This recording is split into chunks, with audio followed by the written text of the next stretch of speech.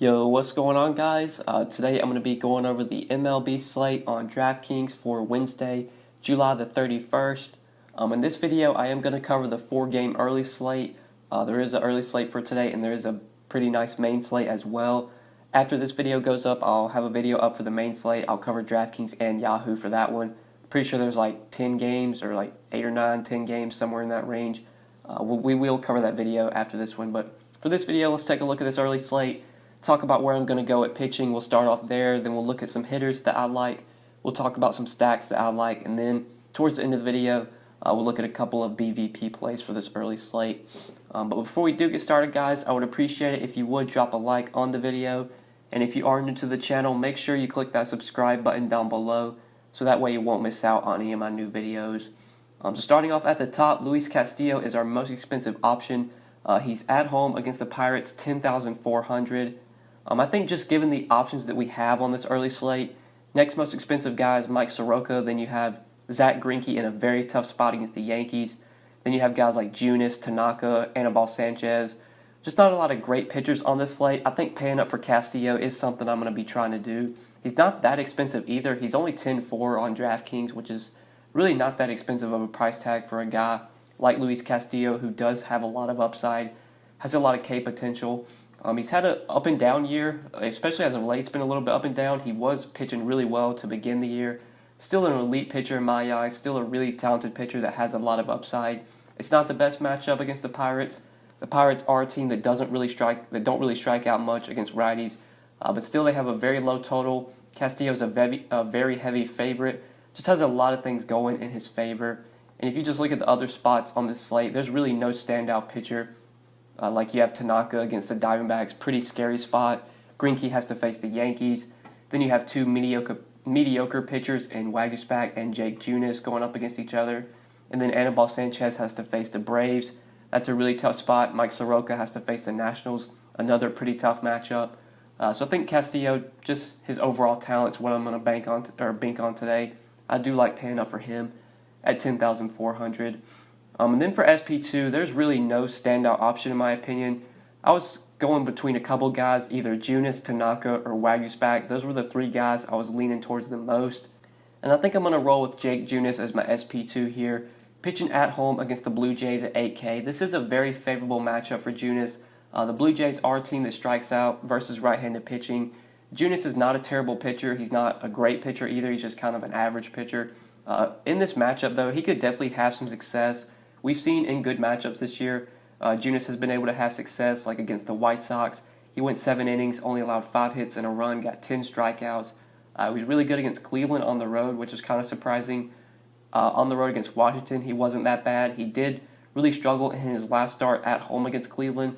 But in this matchup with the Blue Jays, a really bad offense, I think Junis just does give you a little bit of upside at this price tag. Really, I don't think there's any standout option at SP2, so I'm definitely not going to be going all in on Jake Junis. I'm going to mix in some other guys. Definitely will mix in some Tanaka. I'll mix in some Waguespack for cheap. Don't think I'm going to really be playing Anibal Sanchez. Don't think I'm going to be playing Agrasol. Definitely not going to be going to Zach Greinke against the Yankees. And Mike Soroka at 9,200 against the Nationals. Probably won't be going there. I'll just rather pay it for Castillo. So really the 4 pitchers I'm going to be playing across my lineups on the early slate are Castillo, Junis, Tanaka, and Waguespack. Castillo, Junis, I expect to be my most popular combo. But now we want to talk about some bats. I think there's a clear standout spot for hitting. The Reds, especially when you look at their pricing, just feel like one of the easier stacks to go to on this early slate. 5.7 implied run total against Dario Agrasol, playing in Great American Ballpark at home, the Red Stadium. One of the more favorable hitters' parks, pretty good hitting weather for Wednesday. And if you just look at this lineup, there's really no hitter that's expensive besides Eugenio Suarez. Everyone else is either 4,400 or below. And 2 value plays that really stand out are Josh Van Meter and Scooter Gennett. Van Meter project about 5th, and Gennett project about 6th. I like both guys for value. Both are very cheap. Van Meter is third base and outfield eligible, so you can do a little bit of flexibility with him, whether you want to play him at third base or if you want to play him in the outfield. And then Scooter Gennett at second base, dirt cheap at 3,400. So both of these guys do have a little bit of power. Agrasol has really not been a good pitcher this year, not a guy that I'm afraid to take batters against. We just look at his starts this year. His last start against the Mets really struggled, 5 innings, allowed 4 hits, 5 runs, gave up 3 home runs. He faced the Brewers earlier this year and gave up 2 home runs in that start. He was okay against the Phillies. Against the Cardinals, he was okay as well. But he's just a mediocre pitcher. Definitely, I would say he's more below average. So I really do like the Reds bats here, just given the hitting condition, given their value. They do stand out as an easy stack to get to go along with Luis Castillo. Like if you're trying to pay up for Castillo, you're definitely going to need a cheap stack, and that's where some of these red hitters do come into play. So I really like the Reds. They're a team I'm going to be targeting. And then I think there's pretty much any other way you could go. Like there's multiple ways you could go besides the Reds. Reds are definitely going to be my number one stack today, but I don't mind taking some Yankees bats against Zach Greinke. Greinke's a really good pitcher, but the Yankees have a really good offense. They're playing in Yankee Stadium, which is one of the more hitter-friendly parks. They're not that expensive either. Like every hitter is $5K or below. There's probably a way you could get to them with Castillo. If you play like Wagyu Stack as your SP2, you could probably fit in a Yankee stack with that. So I'll definitely be going to some Yankees bats. I'll probably have some batters in this game between the Braves and Nationals. And a guy that really does stand out on the National side is Juan Soto. Juan Soto is only $4,300 on DraftKings. That just feels like too cheap for a hitter of his caliber. Just a really good hitter versus right-handed pitching. I know Mike Soroka's a good pitcher. He's very talented.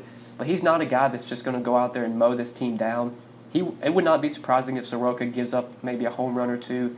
And if there's anybody in that Nationals lineup that's going to hit it, it's probably going to be Juan Soto. So I really like him at $4,300. I think he gives you some good upside at this price tag. Pretty cheap price for Soto, just given the matchup against a pretty decent right-handed pitcher, but not an elite pitcher by any means.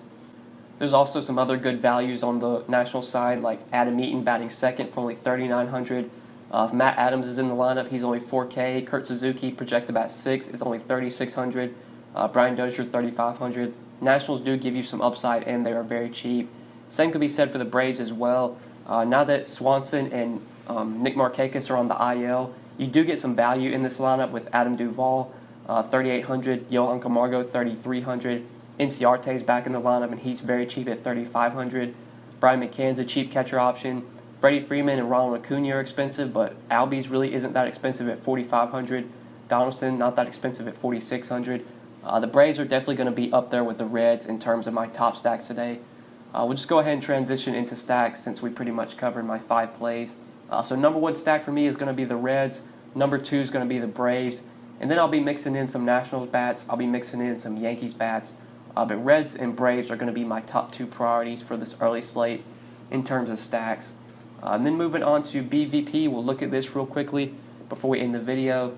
Starting off at the top, Brian McCann, he has gone 13 for 41 with 3 home runs off of Anibal Sanchez. So if McCann's in the lineup, he gives you some added BVP to this matchup with Sanchez. Tyler Flowers, if he's in the lineup, if he starts over McCann, he's also got some good BVP. Versus Anibal Sanchez, he's gone 4 for 12 with 2 home runs.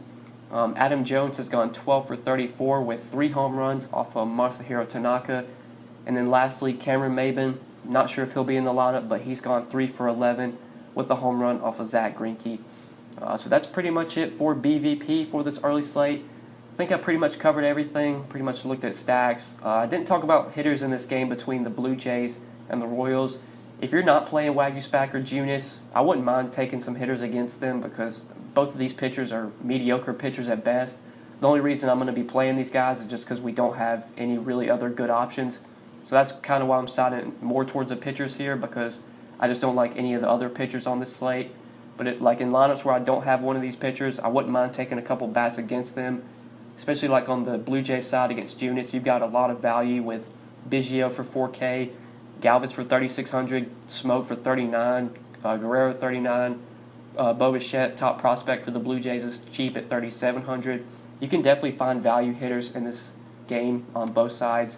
Ryan O'Hearn as like a one-off value play at $2,900 at first base feels like a great value versus Wagyu Spack. So that's another team you can look to for value, but I'm more siding with the Reds, the Braves, the Yankees, the Nationals. Those are the teams I'm really going to be looking to for bats. But yeah, guys, I think that's pretty much it for this 4-game early slate. Thank you guys so much for watching this video. I do really appreciate it. I will be uploading a video for the main slate. We'll cover DraftKings and Yahoo. That video will go up later tonight on Tuesday night. But I hope you did enjoy this video. Thank you for watching. Make sure you drop a like if you enjoyed. Make sure you subscribe if you have not already. If you do have any questions, feel free to leave them down in the comment section below. Or you can always hit me up on Twitter at the DFS_GOAT if you do have any questions. Feel free to message me on Twitter. But yeah, guys, good luck on this early slate. Thank you for watching the video. Hope you enjoyed. Peace.